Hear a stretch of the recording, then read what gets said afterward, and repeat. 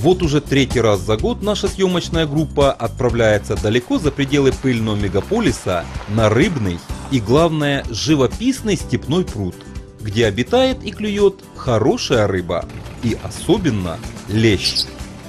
Сразу по приезду эксперты спешат на берег и начинают подготовку к рыбалке. Сегодня мы будем рыбачить на этом месте, но здесь большое количество травы, которая будет мешать вываживанию, да и расположению садка.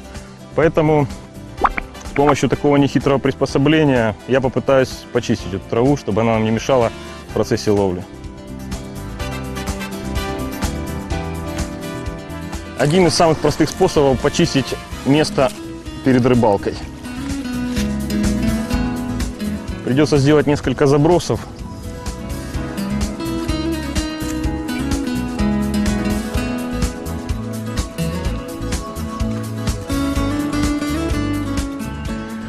Ну вот, в принципе, место мы очистили. Вот столько травы было на дне, которая, в принципе, могла здорово помешать вываживанию рыбы. После расчистки места ловли Виталий и Олег удобно размещаются на берегу, готовя снасти для дальнейшей рыбалки. Сегодня мы с вами оказались на одном из платных водоемов в нашей области. В чем же особенность конкретно этого водоема? Заключается она в том, что здесь основной объект ловли – это лещ.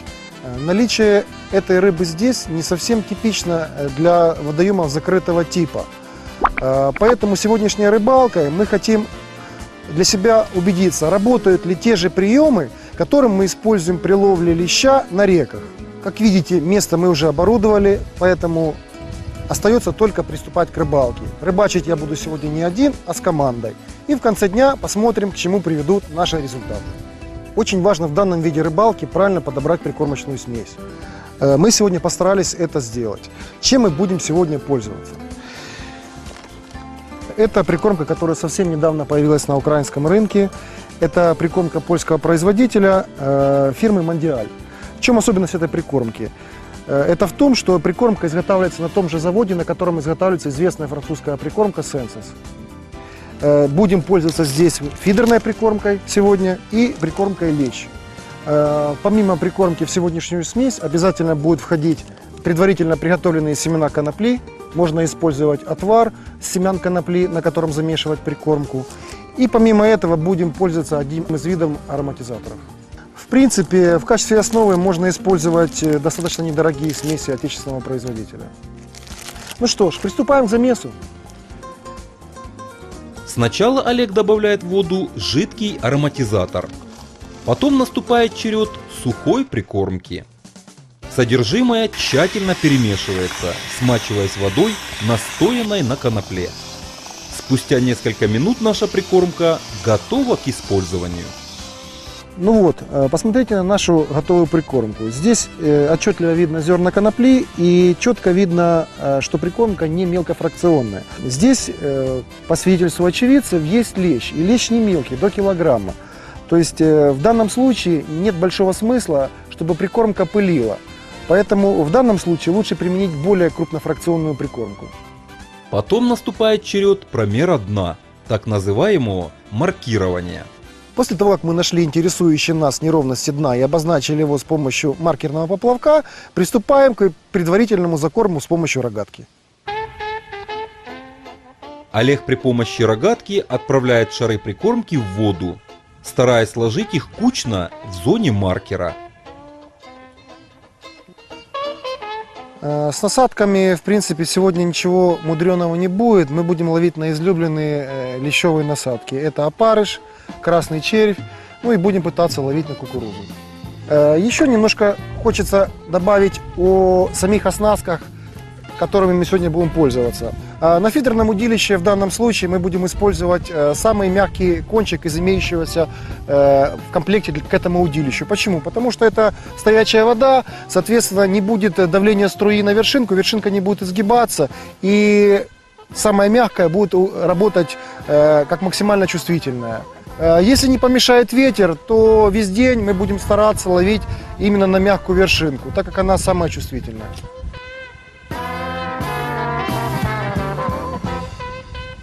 Ну что ж, Остается только забросить и ждать поклевки. Все, снасти уже в воде. Остается дождаться реакции рыбы. Проходит несколько минут. Вот у моего напарника произошла первая поклевка. Пока еще неизвестно, что это за рыба, но сейчас посмотрим. Приходится бороться не только с рыбой, но и с ветром. Ветер усиливается, условия ловли немножко ухудшаются. Это небольшой подлещик. Поклевка произошла на бутерброд, сработал красный с опарышем. Можно сказать, что мы обрыбились уже. Наш трофей, небольшой подлещик, отправляется в рыбацкий садок. Мы в это время общаемся с хозяином пруда на рыболовные темы, получаем пожелания успешного клёва и продолжаем ожидать реакции леща.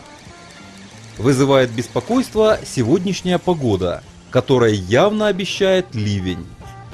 Но рыба клюет. Вот еще одна поклевочка у напарника произошла. Скорее всего, небольшой подлещик.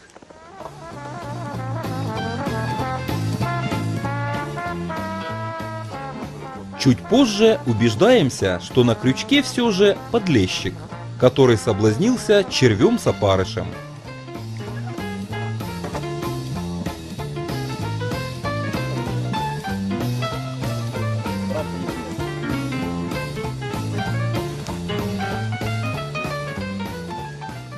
Вот произошла поклевка у меня.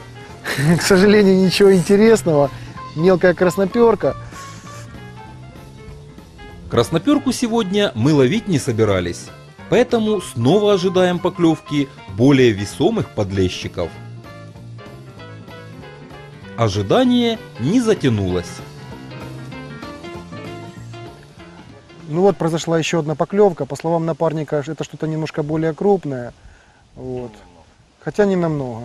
Это опять подлещик.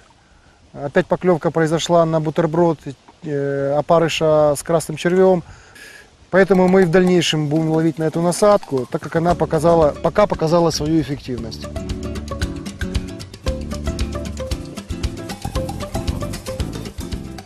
Подлещ взял за нижнюю губу, поэтому можно четко сказать, что он берет со дна.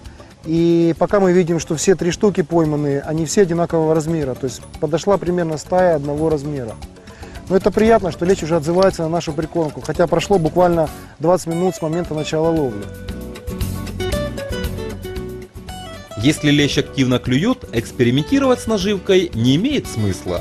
Поэтому Олег побыстрее забрасывает снасть на перспективную точку под внимательным взглядом еще одного члена нашей команды. Лещ отзывается на аттрактанты, лещ подходит на прикормку, лещ отлично реагирует на опарыша с червем. Хотя, конечно, лещ это громко сказано, но, скажем так, подлещик реагирует. Однако такой подлещик или козлик – отличный объект ловли для рыболовов-спортсменов. Клюет решительно, на радость рыбачкам.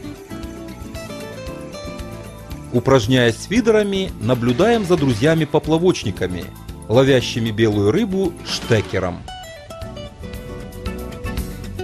Ну вот произошла еще очередная поклевка. Это не плотва, не красноперка, чувствуется по сопротивлению что-то крупнее. Ну, идет, особого сопротивления тоже не создает, скорее всего, это тоже не крупный подлещик.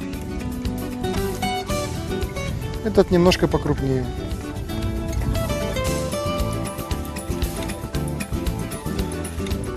В данном случае поклевка тоже произошла на червя с опарышем. Он отлично реагирует на этом водоеме на червя с опарышем, поэтому и дальше продолжаем эту технику. Владислав только что поймал неплохого пескаря, которого по спортивной привычке отпускает на волю. Вот сейчас сработало удилище, оснащенное кормушкой метод, то есть которая изначально была рассчитана на поимку более крупной рыбы. Кто же на крючке? Опять лещ, но весом под килограмм. Вот была поклевка у Олега, и буквально через 5 секунд произошла поклевка и у меня.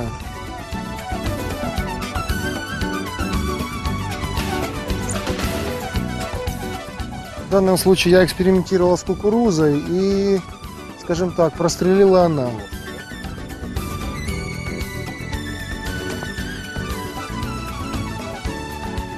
По моим прогнозам, здесь где-то больше килограмма. Супер. Как по мне, так просто супер.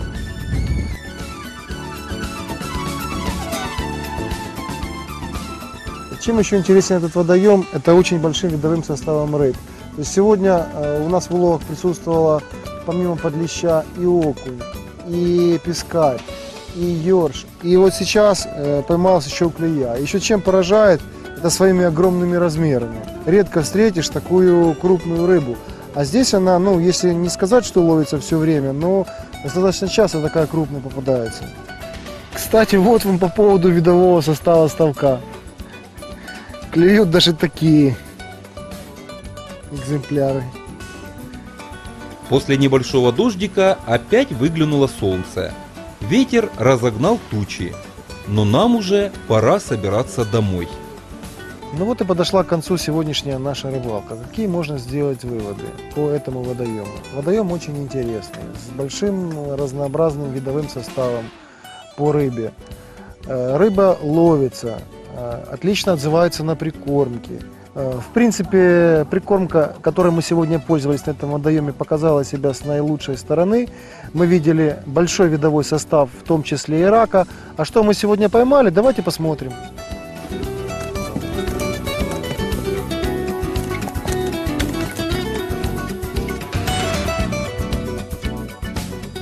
Ну вот, почти 12 килограмм. Я думаю, это неплохо для одного дня. А сейчас мы взвесим самую крупную рыбу. Масса самого большого леща составила 1 килограмм 70 граммов. Неплохой трофей. Ну что ж, несмотря на капризы погоды, наша сегодняшняя рыбалка удалась. Мы отлично отловились, чего желаем и вам. Поэтому удачных вам рыбалок!